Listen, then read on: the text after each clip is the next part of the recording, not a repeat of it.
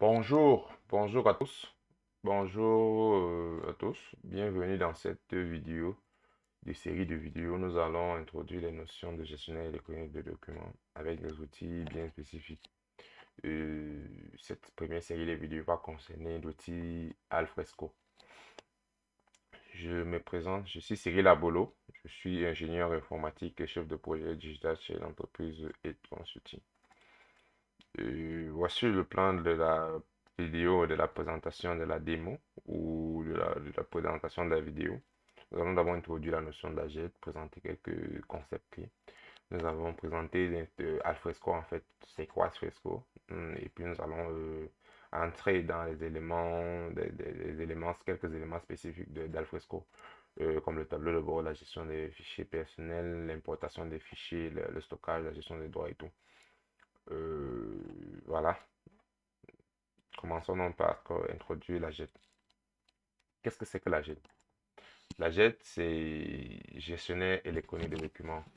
C'est un système électronique de documents qui permet de gérer, d'organiser et de partager un ensemble de documents. C'est très souvent structuré en quelques étapes. Moi, je vais prendre les trois.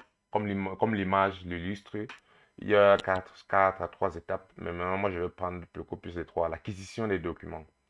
C'est-à-dire, vous avez une masse de données, une masse de documents. Ça peut être des documents physiques, ça peut être des fichiers mail, ça peut être des documents, des images et tout. Maintenant, donc, vous pouvez numériser les documents parce que vous avez un gros stock de documents. Et maintenant, vous les stockez dans un outil, dans une solution numérique. Et les documents peuvent être des mails. C'est-à-dire, vous avez beaucoup de documents que vous avez de manière non structurée. Maintenant, vous les centralisez dans un outil pour pouvoir accéder. Maintenant, après avoir fait l'acquisition des documents par la numérisation, le scanner et l'acquisition via des sources différentes, maintenant il y a la gestion des documents. C'est-à-dire les documents sont stockés, classés via des catégories en fonction des éléments. Ça peut être par exemple des documents, des documents comptables, ça peut être des documents RH. Et maintenant, donc, dès que les documents sont stockés, classés, on peut y donner des droits d'accès. C'est-à-dire, on peut dire que ok, tel groupe de personnes a accès au document ou pas. Tel groupe de personnes peut lire ou modifier le document. Maintenant, on peut faire la recherche sur le document. C'est-à-dire toujours dans les actions liées au document. C'est-à-dire, c'est ça même l'avantage de la JET. C'est-à-dire, on a beaucoup de documents physiques, par exemple, et on scanne, on met ça dans un outil. Et maintenant, donc, avec les métadonnées, on peut facilement rechercher le document. Plus tard, il y a maintenant le partage, la diffusion de documents. C'est-à-dire, on donne les droits à tel nombre de personnes de pouvoir effectuer les actions sur le document. Par exemple, les documents peuvent avoir un cycle de vue. Et puis, il y a tout ce qu'on appelle les workflows. Les workflows, c'est des tâches liées au document. C'est-à-dire, là, on va déjà plus. Les documents peuvent être envoyés par mail, les documents peuvent être partagés via des liens. Et il y a tellement d'éléments. Donc, la GED permet donc de gérer de manière électronique les documents. Maintenant, donc, l'avantage, c'est quoi? Beaucoup de personnes ont des données, c'est-à-dire les entreprises ont beaucoup de données physiques, beaucoup plus. C'est-à-dire, ils ont des données physiques, des fichiers, des données physiques, des archives, et qui ne savent pas comment les traiter. C'est-à-dire, parfois, tu arrives dans les entreprises et les organisations, pour retrouver un document, on peut parfois mettre une, deux ou trois, quatre jours parce qu'il y a tellement de documents. Or, avec la JET, si c'est bien numérisé, bien stocké, la recherche peut se faire en quelques secondes. C'est-à-dire quelques secondes, quelques minutes, on peut facilement retrouver le document qu'on a besoin. On quitte de une journée à quelques heures, plusieurs journées à quelques minutes. Ça devient très, très, très, très intéressant. Le gain de temps est énorme. Maintenant, il y a plusieurs outils pour la GED.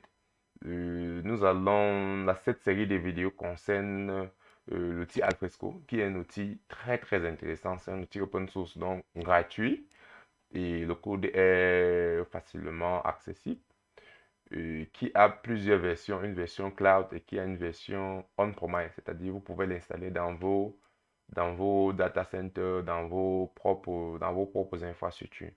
Ok, donc on va donc passer à la démo de la JET avec Alfresco. Donc là, ça c'est une instance d'Alfresco déjà directement en ligne. C'est-à-dire, ou après avoir chargé Alfresco dans le cloud, par exemple, chez Amazon, et après avoir fait quelques petites configurations, on arrive sur cette interface. OK. Donc, on va essayer de brièvement présenter quelques liens de menu d'Alfresco. Quand vous arrivez sur... Quand vous ouvrez le logiciel, vous connaissez, vous avez ce qu'on appelle le tableau de bord. Le tableau de bord récapitule en fait tout ce qui est possible de faire. En fait, c'est un peu comme une vue globale des activités de la JET. Ici, on a par exemple la liste des utilisateurs. Moi, je suis connecté en tant qu'administrateur. Donc, ici, on a tous les mouvements liés au document. Donc, par exemple, vous pouvez voir, j'ai importé plusieurs documents. Ici, là, j'ai de vous le dire. Et ici, on a les activités liées au document. Par exemple, on a regardé les workflows. Ici, on verra par exemple par exemple, s'il y a des workflows, des tâches liées au document, c'est ici qu'on pourra voir. Ici, on pourra facilement rechercher les documents dans la JET. OK. Après ça, après l'onglet accueil, nous avons un onglet Mes fichiers. Mes fichiers, c'est un peu comme mon espace personnel. Dans cet espace, vous allez pouvoir importer tous les documents personnels parce qu'en fait, la JET, comme on a dit, c'est un gestionnaire électronique de documents. Vous avez d'abord les documents personnels. Ça peut être un utilisateur bien spécifique dans une entreprise qui a des documents personnels liés à son poste, par exemple. C'est ici qu'il va les mettre. Ici, comme je suis en tant qu'administrateur, donc les documents sont j'ai tous les documents en fait de l'entreprise. Donc ici, j'ai créé les répertoires. Maintenant, qu'est-ce que je peux faire? Je peux importer un document, un document à partir de là. C'est-à-dire, c'est là où la GED est très très intéressant. C'est-à-dire, vous avez vu comment je vais facilement importer un document. Ok, après avoir importé le document, je peux faire quoi? Il y a plusieurs actions. Je peux déplacer le document, je peux supprimer le document, je peux gérer le droit d'accès. Je peux dire que bon, tel document, je veux le partager avec telle ou telle personne. Donc, c'est ici que je gère le document. Je peux ajouter les utilisateurs. Par exemple, j'ai un utilisateur Cyril. Je veux pouvoir partager ce document avec Cyril. Ok, j'ajoute Cyril. Je lui donne le droit. C'est là où ça devient intéressant. Il peut seulement lire, il peut éditer, il peut contribuer. Donc là, je vais donner le droit de lire. Cyril ne peut lire que le document. Il n'a aucune autre action à faire sur le document. Voilà, il ne peut pas modifier le document. OK. Maintenant, qu'est-ce que je peux faire d'autre? Toujours dans l'espace personnel, je peux créer un dossier. Je peux créer par un dossier perso. Par exemple, ici, j'ai créé un dossier perso. Dans le dossier perso, je peux importer les documents. Là, je suis dans mon espace personnel. D'accord. OK. Maintenant, donc, après l'espace personnel, vous avez les fichiers partagés. Ici, on peut imaginer que bon, vous êtes dans un document, vous avez dans un département par exemple RH, le département commercial, et vous avez des documents partagés. Donc ici, là, j'ai importé quelques petits documents. Ce que je vais faire, je vais chercher une petite vidéo de quelques minutes, et puis je vais l'importer sur la plateforme. Je cherche une petite vidéo, voilà. Voilà une petite vidéo. OK. Donc la vidéo charge. Donc, euh, voilà, hum, la vidéo charge. Nous sommes ici sur, comme je disais en fait, Alfresco c'est vraiment l'une des jets les plus intéressantes, les plus utilisées au monde. Elle est vraiment modulable. C'est ça l'avantage d'Alfresco. Là, j'ai déployé Alfresco sur une instance AWS et je pouvais très bien la déployer dans une infrastructure dans mes locaux. Donc là, la vidéo est chargée. Temps normal, ça ne peut pas lire la vidéo en fait parce que le format n'est pas lisible. Bon, euh, ok. Bon, je sais pas si je peux chercher une vidéo qui a un format lisible. Euh, Parce qu'en fait, je voulais vous montrer comment la vidéo va se lire. Bref, plus tard, on va faire. En fait, on va avoir plusieurs séances. Ok. Donc là, nous sommes dans l'espace partagé. Qu'est-ce que je peux faire? Je peux décider de donner le droit d'accès à une personne spécifique. Je peux décider qu'OK, par exemple, mon utilisateur Cyril, que voici, je peux lui donner le droit sur ce document. Je peux créer des groupes d'accès, c'est-à-dire un groupe, par exemple, informatique, un groupe RH qui va pouvoir lire et accéder au document.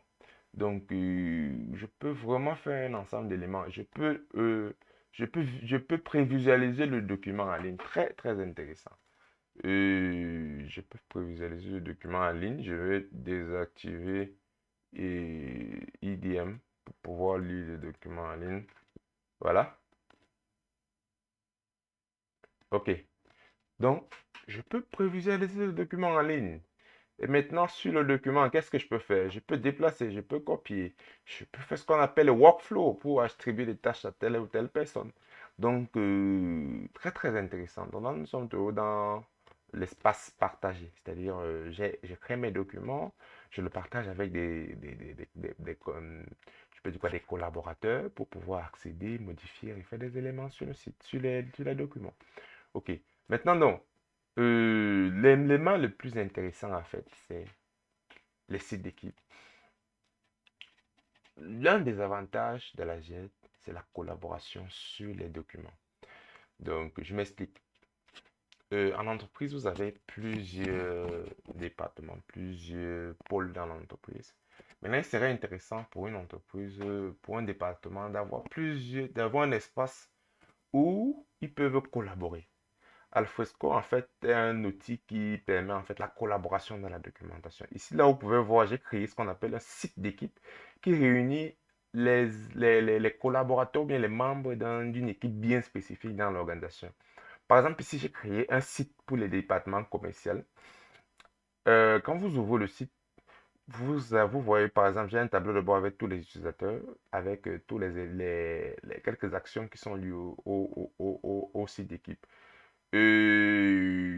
Bon, on va essayer d'être rapide, hein.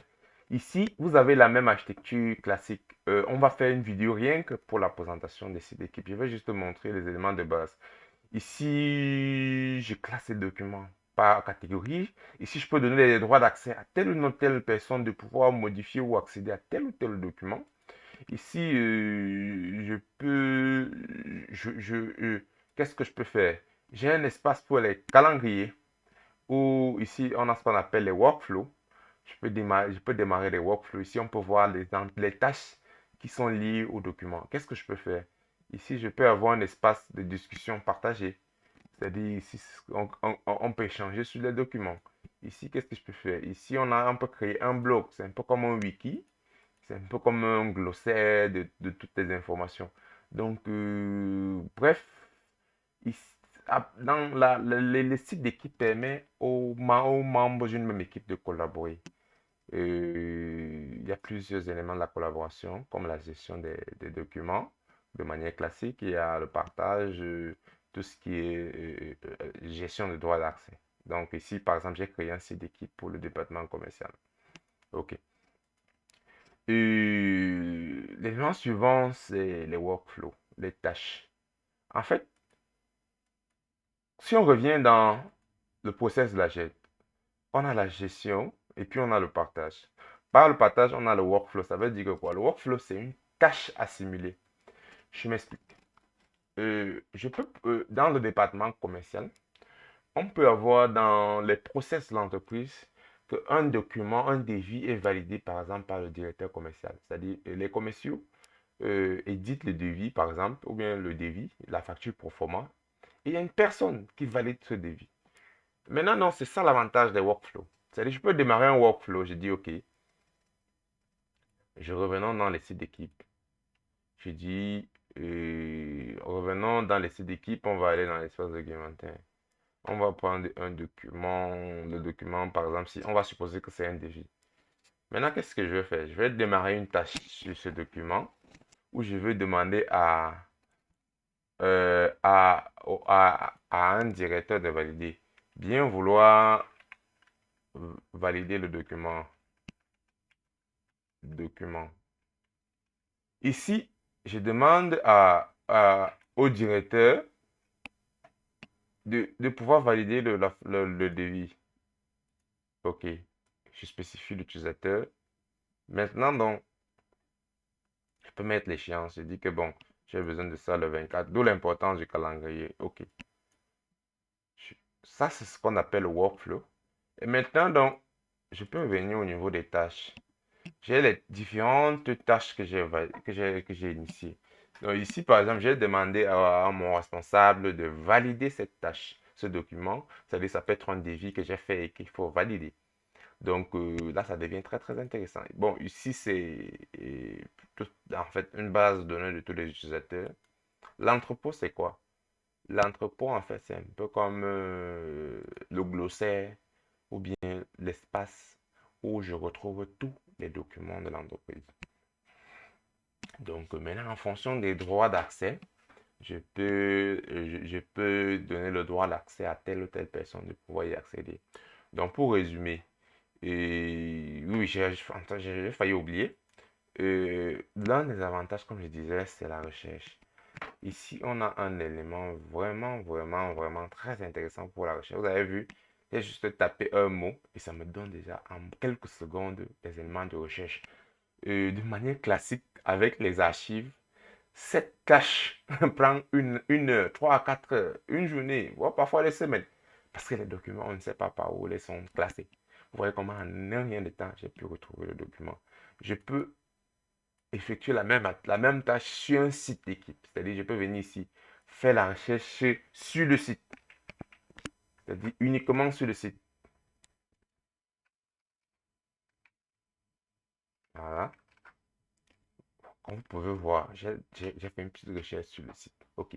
Donc, pour résumer, on a un espace personnel où on stocke les documents personnels et on peut y donner le droit d'accès à telle ou telle personne. On peut prévisualiser le document. On peut effectuer quelques tâches sur le document.